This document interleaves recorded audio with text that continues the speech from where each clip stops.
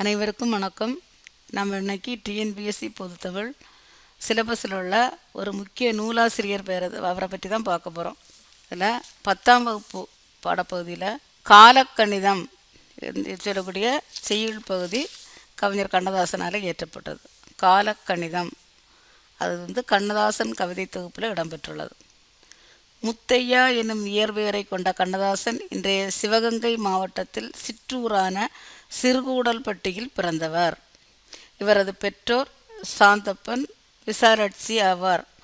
1949ஆம் ஆண்டு கலங்காதிரு மனமே என்ற பாடலை எழுதி திரைப்பட பாடலாசிரியர் ஆனார்.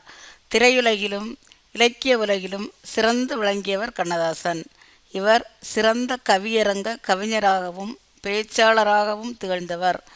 தன் திரைப்பட பாடல்கள் வழியாக எளிய முறையில் மெய்யியலை மக்களிடையே கொண்டு வந்து சேர்த்தவர். சேரமான் காதலி என்னும் புதினத்திற்காக சாகித்ய அகாதமி விருது பெற்றவர். இவர் தமிழக அரசின் அரசவை கவிஞராகவும் சிறப்பிக்கப்பட்டிருந்தார். இதில் முதல்ல என்ன கேள்வி கேட்கலான்னா, காலக்கணிதம் என்ற கவிதை பகுதியை இயற்றிய ஆசிரியர் கண்ணதாசன். அடுத்தது கண்ணதாசனுடைய இயற்பெயர் என்னன்னு கேள்வி கேட்கலாம். அவர் பிறந்த ஊர் சிறுகூடல்பட்டி.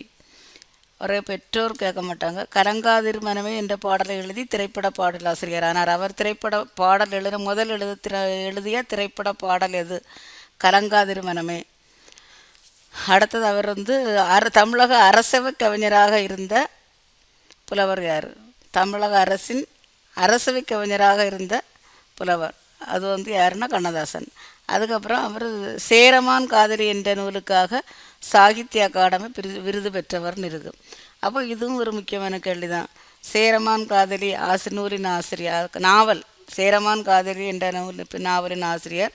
அவரை கவிஞர் கண்ணதாசன் எந்த நூலுக்காக சாகித்ய அகாடமி விருது பெற்றார்? இப்படி ஒரு 8 கேள்வி இதிலேருந்தே வரும்.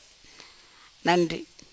வீடியோ பிடிச்சிருந்தா சேனலுக்கு சப்போர்ட் பண்ணுங்கள். நன்றி.